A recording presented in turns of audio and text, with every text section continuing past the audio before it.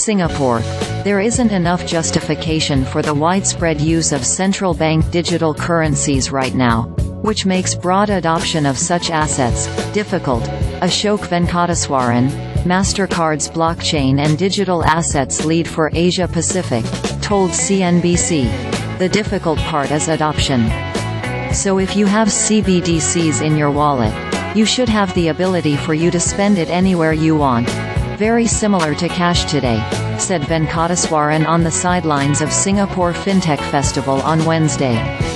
A retail CBDC, which is the digital form of fiat currency issued by a central bank, caters to individuals and businesses, facilitating everyday transactions. This is different from a wholesale CBDC, which is used exclusively by central banks, commercial banks and other financial institutions to settle large-value interbank transactions. The International Monetary Fund has said that CBDCs are a safe and low-cost alternative to cash, with approximately 60% of countries in the world exploring CBDCs. However, only 11 countries have adopted them, with an additional 53 in advanced planning stages and 46 researching the topic as of June, according to data from the Atlantic Council.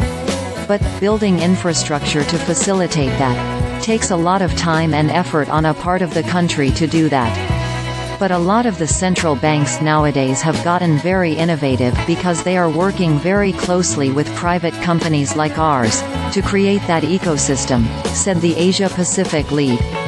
Even then, Venkateswaran said consumers are so comfortable using today's type of money, such as paper money and coins, that there isn't enough justification to have a CBDC. Mastercard, the second largest card network in the U.S., said last week it has completed testing of its solution in the Hong Kong Monetary Authority's e-HKD pilot program to simulate the use of a retail CBDC such as electronic Hong Kong dollars.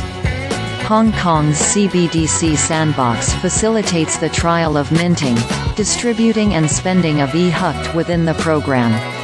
A total of 16 companies across the financial, payments and technology sectors including Mastercard participated in the pilot. Mastercard's rival Visa also took part in the project alongside HSBC Bank and Hang Seng Bank, testing the viability of tokenized deposits in business-to-business payments. Venkateswaran cited Singapore as an example where the case for retail CBDC is not compelling enough as the city-state has a very efficient payment system.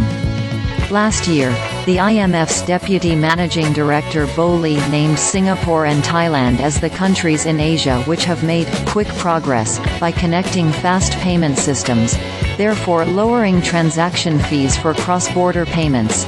There isn't a reason for a retail CBDC in Singapore, but there is a case for a wholesale CBDC for interbank settlements, said Venkateswaran.